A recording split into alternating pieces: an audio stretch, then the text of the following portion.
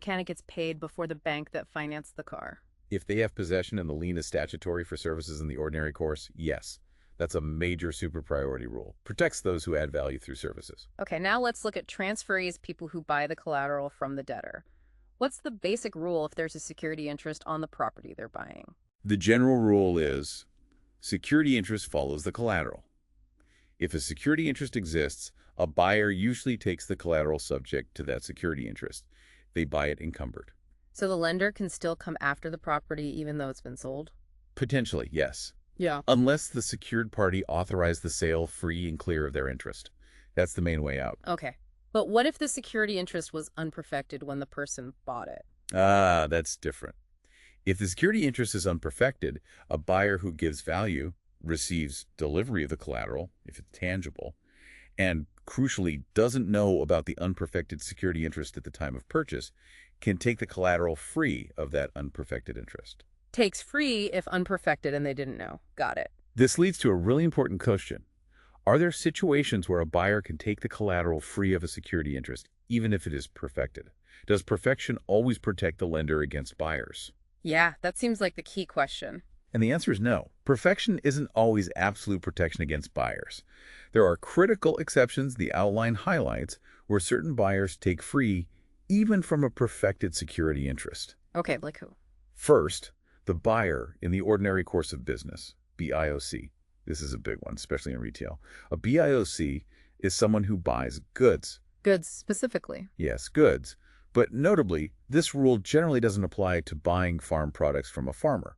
So, buys goods in good faith without knowledge that the sale itself violates the rights of another person, the secured party, and buys in the ordinary course from a seller who is in the business of selling goods of that kind, like buying a TV from an electronics store. Okay, so what happens? A BIOC takes the goods free of a security interest created by their seller, even if that security interest is perfected, and even if the buyer knows there's a security interest on the store's inventory. Wait, even if they know about the security interest? Yes.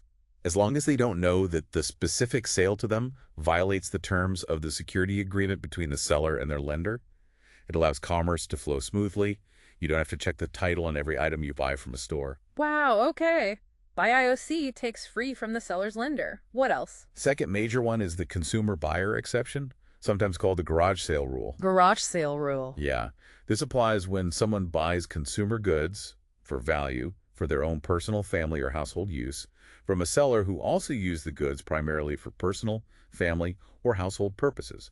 Think buying a used lawnmower from your neighbor at a garage sale. Okay. This consumer-to-consumer buyer takes free of a security interest unless the secured party filed a financing statement covering those goods before the purchase. Ah, so remember how a PMSI in consumer goods perfects automatically without filing? Exactly. That automatic perfection is vulnerable here.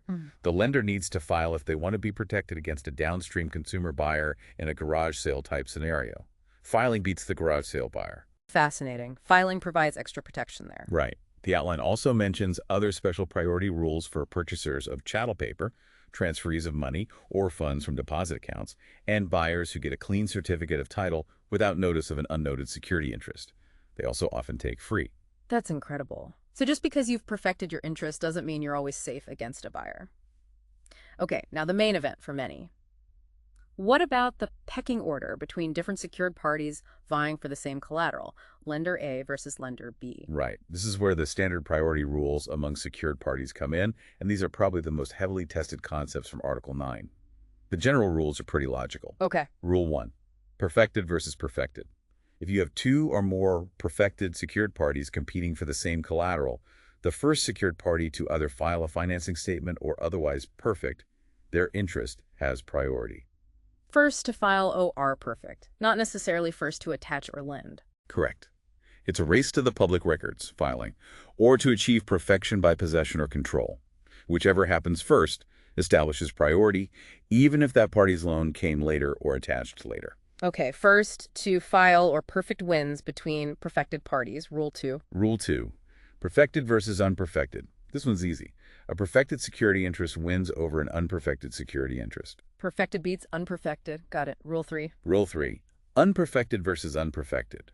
If you somehow have two competing security interests and neither one is perfected, then the first security interest to attach has priority.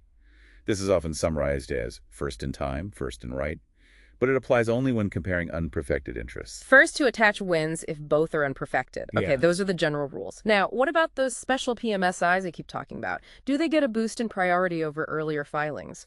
Like if someone filed an all assets financing statement years ago. Yes, this is the super priority power of the PMSI. A properly perfected PMSI generally has priority over a conflicting non-PMSI security interest in the same collateral, even if the non-PMSI interest was perfected first, like by that earlier all assets filing. Okay, PMSI beats prior non-PMSI. But are the rules the same for all PMSIs? No, and this is a critical distinction the outline makes. The exact rules for achieving that super priority depend on the type of collateral the PMSI is in. Ah, okay. Different rules. For a PMSI in goods other than inventory or livestock, so think equipment, consumer goods, the PMSI has super priority if it's perfected before or within 20 days after the debtor takes possession of the collateral. The 20-day grace period again? Yes, for non-inventory goods, there's that 20-day window after the debtor gets the goods to get your filing in place and still beat earlier filers. Okay. What about PMSIs and inventory or livestock? That's stricter. For a PMSI in inventory or livestock to get super priority, two things must happen. First, the PMSI must be perfected by the time the debtor receives possession of the inventory or livestock. There's no 20-day grace period for perfection relative to possession here. No grace period for inventory. Okay. And second, The PMSI secured party must send an authenticated notification of their PMSI to the holders of any conflicting security interest, meaning anyone who filed previously on that type of collateral before the debtor receives possession of the inventory. notice required for inventory PMSIs. Why the extra steps? It's mainly to protect the earlier inventory financier who might be making ongoing loans based on fluctuating inventory levels. The notice tells them, hey, some of this incoming inventory is subject to someone else's PMSI claim. Don't lend against it. Makes sense. What if, somehow, there are two competing PMSIs in the same collateral, like a seller PMSI and a lender PMSI for the same equipment? The outline addresses this rare situation. Generally, the first PMSI holder to file or perfect would win. However, Article 9 gives a special tiebreaker rule. Yeah. A seller who takes a PMSI, by financing the sale themselves, has priority over a lender who provides a loan that qualifies as a PMSI in the same goods. Seller beats lender if both have PMSIs. Seller PMSI beats lender PMSI. Okay. The outline also revisits fixtures here for priority rules. How do those work against, say, the building's mortgage lender? Right. Fixtures, goods attached to real estate. It gets complicated balancing Article 9 interests against real property law interests. Generally, a security interest in fixtures perfected by a proper fixture filing in the real estate records before the conflicting real property interest, like a mortgage, is recorded, wins. Okay, first to file in the right place. But a PMSI in fixtures can get priority over even a prior recorded real property interest if the PMSI is perfected by a fixture filing before the goods become fixtures or within 20 days after they become fixtures. Another 20-day rule for fixture PMSIs? Yes. But there's an exception for prior construction mortgages. They generally have priority over later PMSIs if the mortgage was recorded before the goods became fixtures. Construction mortgage wins. Okay. And finally, the priority rules for investment property and deposit accounts. You mentioned control was key for perfection. Yes, and control is also generally key for priority with those types. A secured party who has perfected their interest by achieving control over investment property or a deposit account generally has priority over a secured party who perfected their interest in some other way, like by filing for investment property. Control beats non-control. Control is king for those assets. Got it. Okay, we've created the interest, attached, announced it, perfected, and figured out who's first in line priority. Now the part nobody hopes for. What happens if the debtor stops making payments or breaks another promise in the agreement? The material calls this default. Default. Interestingly, Article 9 itself doesn't actually define what constitutes default. Does it? No. The parties get to decide that and spell it out in their security agreement. Common examples, as the outline suggests, are failing to make payments when due, failing to keep the collateral insured if required, moving the collateral without permission, the debtor filing for bankruptcy, or breaching other covenants in the agreement. So you look to the contract for what triggers default. And what can the secured party do when a default happens? What are their options? Once default occurs, the outline lists the secured party's main remedies. They have a powerful arsenal. They can, 1, Seek possession of the collateral, get it back, and then either sell it, lease it, license it, or in some cases just keep it. Repossess and dispose. 2. Forget a collateral for a moment and simply sue the debtor in court for a judgment on the full amount of the debt owed. Then try to collect like any other judgment creditor. Sue on the debt. 3. Pursue any other remedy or action that was specifically agreed upon in the security agreement, like accelerated rent under a lease intended as security. Follow the agreement. And 4. If the collateral includes accounts receivable or similar rights to payment from third parties, they can notify those account debtors to start paying the secured party directly instead of paying the debtor. Collect payments directly. Right. Intercept the cash flow. The material notes that the secured party can pursue any or all of these remedies simultaneously or one after another. Is that right? They don't have to pick just one. That's generally right. The remedies are cumulative. They could try to repossess and sue on the debt, for example, as long as they are acting in good faith, which is an overarching duty, Okay. though they need to be careful. If they consistently ignore defaults or accept late payments without objection, they might accidentally waive their right to declare default for similar conduct later, unless the agreement prevents that. Can't sleep on your rights. Exactly. The outline also confirms that if they have priority, they have the right to remove fixtures or accessions from the real estate or other goods, but they are liable for the cost of repairing any physical damage caused by the removal, though not for the decrease in value from the absence of the item. Okay, liable for repairs. So let's focus on the most common path after default. The secured party wants the collateral back. How do they legally get possession? Can they just go take it? They are entitled to take possession upon default. And if the collateral is equipment, they might even be able to render it unusable right there on the debtor's premises and dispose of it there. The outline points out they don't necessarily need to give the debtor additional notice before repossessing unless the agreement requires it.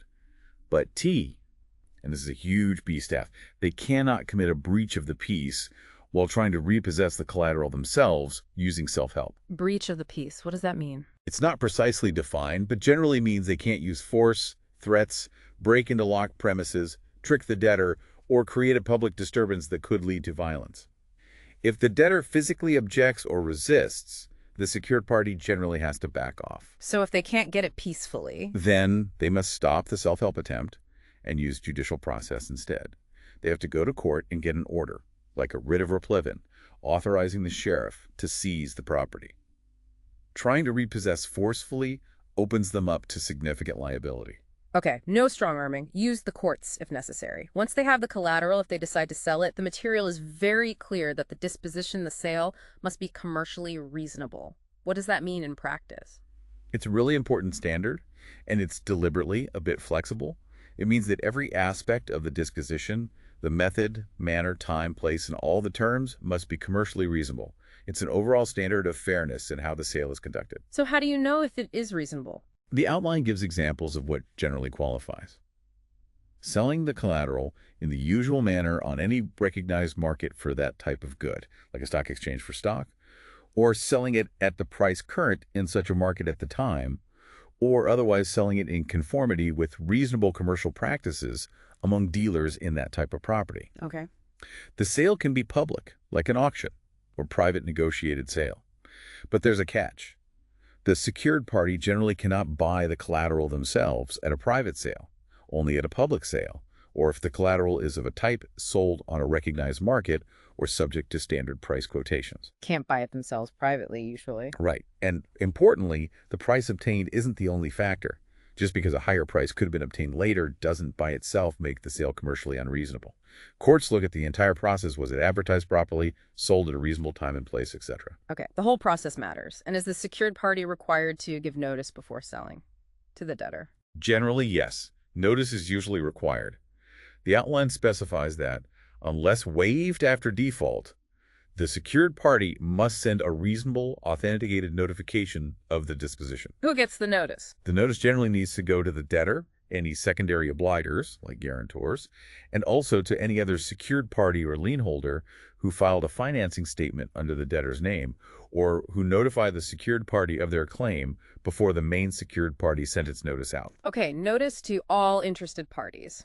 How far in advance? In non-consumer transactions, the rule is generally that notice sent 10 days or more before the disposition date is considered reasonable timing.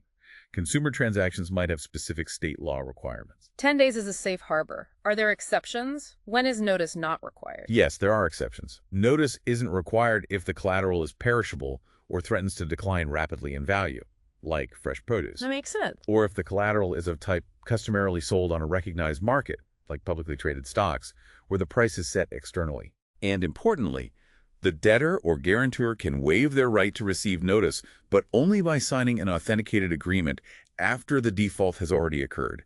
You can't waive notice in the original loan documents before any trouble starts. Can only waive after default. Got it. Got it. So the sale happens. How is the money from the sale paid out? Who gets what? Article 9 dictates a specific order for distributing the cash proceeds from the disposition. It's a waterfall. Waterfall, okay, order. First, pay the reasonable expenses of repossessing, holding, preparing for sale, and actually selling the collateral. This includes attorney's fees if the agreement allows. Expenses first. Second, satisfy the debt owed to the secured party who conducted the sale. Pay off the main lender. Third, satisfy the obligations owed to any subordinate secured parties or lien holders who made a formal authenticated demand for payment before the distribution of proceeds is completed. Pay junior lenders who asked. Right. And finally, if there's anything left over after all that, which is rare but possible, the surplus must be paid to the debtor. Surplus goes to the debtor. What if the sale doesn't bring in enough money to cover the expenses and the main debt? Then the debtor is generally liable for the deficiency, the shortfall. The secured party can sue the debtor for the remaining amount owed. Debtor owes the deficiency. Usually. The exception the outline notes is that this deficiency rule generally doesn't apply in sales of accounts, chattel paper, payment intangibles, or promissory notes. In those cases, unless otherwise agreed, the debtor isn't liable for a deficiency and isn't entitled to a surplus. Okay. And there's another check on the deficiency. If the secured party didn't conduct a commercially reasonable sale, or if they bought the collateral themselves at a very low price in a private sale where that wasn't allowed, the amount of the deficiency the debtor owes might be reduced or eliminated, as we'll discuss with remedies. Ah, okay. Consequences for messing up the sale. And what about the person who buys the collateral at the foreclosure sale? What rights do they get? A buyer at a proper disposition generally gets all of the debtor's rights in the collateral. They take it free of the security interest that was foreclosed and free of any subordinate security interests or liens. Takes free of the foreclosed interest and junior ones. Right. But importantly, they still take it subject to any security interests that were senior to the one being foreclosed. Those senior interests survive the sale. Senior interests survive. Okay. Now, instead of going through the hassle of selling, can the secured party sometimes just decide to keep the collateral to satisfy the debt? The material calls this acceptance of collateral or strict foreclosure. Yes, that's another option, sometimes called strict foreclosure. The secured party can propose to accept the collateral in full or, in some cases, partial satisfaction of the debt. Full or partial satisfaction. How does that work? Does the debtor have to agree? Consent is key. For the secured party to accept the collateral, the debtor must consent after default. They can do this explicitly in an authenticated record. Or, consent can be implied if the secured party sends the debtor a proposal to accept the collateral and the debtor doesn't object within 20 days after the proposal is sent. Debtor consents or doesn't object. Right. The secured party also generally have to send notice of the proposal to other interested parties, like other lien holders or secured parties who have filed or given notice, and they also have a chance to object. If anyone objects, the secured party must dispose of the collateral by sale instead. Okay, objections force a sale. But, and this is another critical point, the outline highlights, there are very important special rules if the transaction involves consumer goods. Consumer goods again. What's different? Two big things for strict foreclosure with consumer goods. First, the secured party can only accept the collateral in full satisfaction of the debt. Partial satisfaction is not allowed in consumer cases. It's all or nothing. Full satisfaction only for consumers. Okay. Second, strict foreclosure is absolutely prohibited. The secured party cannot keep the goods if the collateral is consumer goods that are in the secured party's possession, and the debtor has already paid 60% or more of the CAF price, if it was a PMSI, or 60% or more of the principal amount of the obligation, if it was a non-PMSI. The 60% rule, what happens then? In that 60% paid consumer goods situation, the secured party must sell the repossessed goods within 90 days after taking possession. They don't have the option to keep them. Unless the debtor, again, signs an authenticated agreement after default specifically waiving that right to require a sale. Okay, mandatory sale if 60% paid unless waived post-default. That seems like a significant protection for consumers who've paid a lot. What about the debtor's right to potentially get the collateral back even after default by catching up or paying off the loan? That's the debtor's right of redemption. It's a fundamental right. The debtor, or any secondary obliger or any other secured party or lien holder, can redeem the collateral at any time before the secured party has actually disposed of it, entered into a contract to dispose of it, or accepted it in strict foreclosure. Okay, can redeem before it's gone. What do they have to do? To redeem, they must tender fulfillment of all obligations secured by the collateral. If there was an acceleration clause that made the entire debt due upon default, they have to pay that full accelerated balance. Pay everything owed? Yes. Plus the secured party's reasonable expenses incurred in repossessing, holding, and preparing the collateral for disposition, and reasonable attorney's fees if the agreement provided for them. So the whole amount plus expenses. Can the right to redeem be waived? Like the other rights, it can generally be waived or modified, but only by an authenticated agreement entered into after default. Again, pre-default waivers in the loan documents are usually not effective. And the outline notes this waiver is often not allowed in consumer goods transactions either. After default waiver only, and maybe not for consumers. Got it. Finally, the outline covers what happens if the secured party fails to follow all these intricate rules we've discussed, like conducting a commercially unreasonable sale, or breaching the peace during repossession, or failing to give proper notice. What remedies does the debtor have if the secured party messes up? Article 9 provides specific remedies for the debtor and other affected parties when the secured party doesn't comply with the rules, especially the rules on default and enforcement. The basic remedies listed include injunctive relief. The debtor can go to court to get an order forcing the secured party to comply with the rules, like ordering a proper sale, or to stop them from taking improper actions. Court order to comply. Actual damages. The debtor can sue the secured party and recover any actual losses they suffered because of the non-compliance. For example, if an unreasonable sale brought a lower price, they might recover the difference. Recover actual losses. Minimum statutory damages. This is another really important consumer protection. In consumer goods transactions, even if the debtor can't prove significant actual damages, they, or a secondary obligator, can automatically recover a statutory minimum penalty. Statutory penalty for consumers. How much? The amount is calculated as the finance charge, credit service charge, or time price differential connected with the transaction, plus 10% of the principal amount of the obligation or 10% of the cash price. This can be substantial, and it applies regardless of actual harm. Wow, automatic penalty. That's significant. It is. There's also a limitation on deficiency. If the secured party failed to follow the rules when disposing of the collateral, like the sale wasn't commercially reasonable, their ability to collect a deficiency judgment is affected. In commercial transactions, there's a rebuttable presumption that the value of the collateral was actually equal to the full amount of the debt, meaning no deficiency is owed. Presumption of no deficiency. Yes. The secured party then has the burden to prove that the collateral was worth less than the debt, even if they had followed the rules. If they can't prove it, they get no deficiency. In consumer cases, the approach varies by state. Some use the rebuttable presumption, while others completely bar the secured party from recovering any deficiency if they messed up the sale. Could lose the deficiency entirely. Exactly. And finally, conversion action. If the secured party's actions in taking or handling the collateral were wrongful enough, the debtor might be able to sue them for the tort of conversion, potentially recovering the value of the property. Okay, several ways to hold the lender accountable. Phew, we really did a deep dive there into the world of UCC Article 9 secured transactions. We navigated the path from, the initial agreement and defining the property all the way through what happens in a default. That's right. We covered those 4 essential pillars. Attachment, making it enforceable against the debtor. Perfection, making it effective against third parties. Right. Priority, deciding who wins when claims conflict. Yeah. And enforcement after default. The whole process of recovering and disposing of collateral when things go wrong. And we pulled out some really specific, sometimes surprising details along the way, like how crucial the debtor's use of goods is for classification. Yeah, that one's key. Why getting the debtor's name perfect on a financing statement is such a make or break detail. Absolutely critical. The special super priority given to, say, mechanics liens or those buyers in the ordinary course of business. Important exceptions. And those very specific protections built in for consumers, especially during the default and foreclosure process, like the 60% rule or minimum minimum statutory damages. It truly shows how this system, complex as it is, really tries to carefully balance the needs of lenders. They need security to make credit available with the need to protect debtors and also other third parties who might have a legitimate claim on the same property. It's a balancing act. It really is.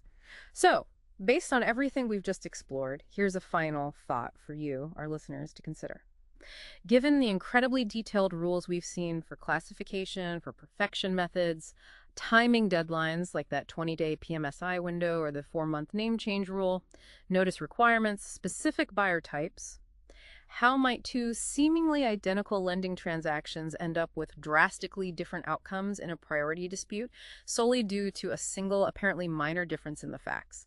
Maybe how the collateral was described, or whether a filing was made centrally versus locally, or missing a deadline by just 1 day. Yeah, it really makes you appreciate that in the world of secured transactions, precision isn't just about, dotting I's and crossing T's.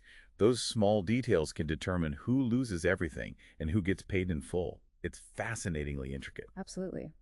Well, thanks for joining us for this deep dive into secured transactions. We hope this gives you a much clearer picture and perhaps inspires you to pay a little more attention to the fine print the next time you're involved in a transaction backed by property.